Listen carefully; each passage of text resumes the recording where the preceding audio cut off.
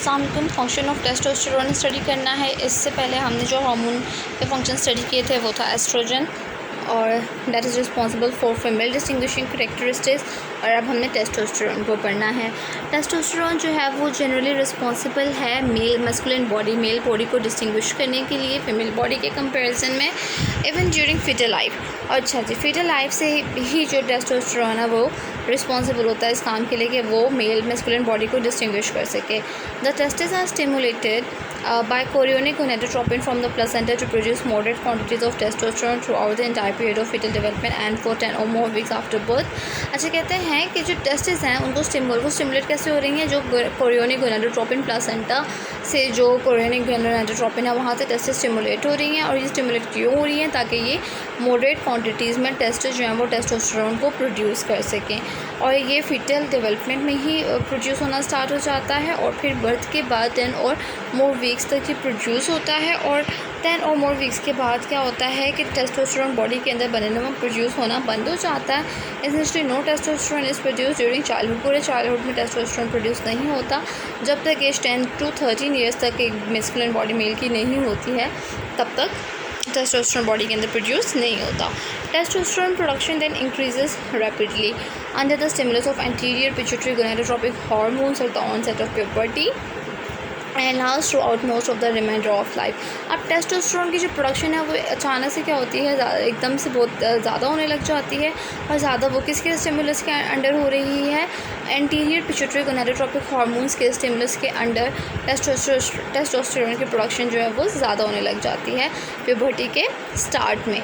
और वो रहती कब तक है? जब तक एक मेल बॉडी ज़िंदा रहता है तब तक, जब तक लाइफ होती है उसकी, वो उसकी सारी थ्रू आउट लाइफ जो है वो टेस्टोस्टेरोन प्रोड्यूस होता रहता है मेल बॉडी में। अब हमने पढ़ना है function of testosterone during fetal development. Start में हमने इसका इंट्रो पढ़ा कि टेस्टोस्टेरोन क्या है, कहाँ होता है, कब बनता है, कब नहीं बनता, कब तक बनता है बॉडी के अंदर। अब हम इसका फीटल डेवलपमेंट में इसका फंक्शन देखते हैं। Testosterone begins to be elaborated by the male fetal testis at about the 7th week of embryonic life.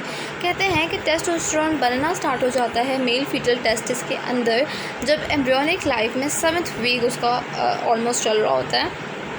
Embryonic life का जो 7th वीक होता है उसके अंदर मेल फीटल में टेस्टोस्टेरोन की प्रोडक्शन स्टार्ट हो जाती है। इसके बाद कहते हैं indeed one of the major functional differences between the female and the male sex chromosome is that the male chromosome has the sex determining gene YSRY gene that encodes a protein। अच्छा, कहते हैं major functional difference क्या है female और male sex chromosome में? वो ये है मेल क्रोमोसोम के पास सेक्स डिटर्मिनिंग जीन होती है जिसको हम वाई से डिनोट करते हैं, SRY जीन कहते हैं इसको। ये प्रोटीन इनकोड करती है जिसको हम टेस्टिस डिटर्मिनिंग फैक्टर कहते हैं या फिर इसको SRY प्रोटीन कहते हैं। तो ये एक मेजर फंक्शनल डिफरेंस है मेल और फीमेल सेक्स क्रोमोसोम के दरमियान में। The SRY protein initiates a cascade of gene activations. जो SRY प्रोटीन्स होती हैं वो जीन एक्टिवेशन को स्टार्ट करती हैं that cause the genital ridge cells. Genital ridge cells एक प्रिकर्सर सेल्स होते हैं गोनेट्स के, मेल और फीमेल के गोनेट्स पहले के जो सेल्स होते हैं उसको हम जेनिटल रिच सेल्स कहते हैं। अब क्या होता है कि ये प्रोटीन इनिशिएट करते हैं जीन की एक्टिवेशंस को। फिर क्या होगा कि जेनिटल रिच सेल्स को कॉज करेंगे कि ये सेल्स के अंदर डिफ्रेंशिएट हो जाएं कि ये या तो टेस्टोस्टेरोन सिक्रीट करें जो कि इवेंचुअली बिकम द टेस्टिस बन जाएंगे, या अगर फीमेल क्रोमोसोम है तो वो फिर डिफ्रेंशिएट कर दे उन सेल्स में जो कि एस्ट्रोजन सिक्रीट करेंगे। तो ये SRY प्रोटीन होती है, ये इनिशिएट करती है जीन की एक्टिवेशन को। फिर जीन की एक्टिवेशन के बाद जेनिटल रिच सेल्स होते हैं वो डिफ्रेंशिएट हो जाते हैं। अगर वो मेल बॉडी बनेगी तो उसमें टेस्टोस्टेरोन प्रोड्यूस होगा और अगर वो फीमेल बॉडी बनेगी तो उसमें एस्ट्रोजन्स प्रोड्यूस होंगे। Injection of large quantities of male sex hormone into a pregnant animals. एक प्रेग्नेंट एनिमल्स के अंदर अगर हम मेल सेक्स हार्मोन को लार्ज क्वांटिटी में इंट्रोड्यूस करवा दें, इंजेक्ट करवा दें, तो क्या होता है कि वो डेवलपमेंट होती है मेल सेक्सुअल ऑर्गन्स की डेवलपमेंट होती है।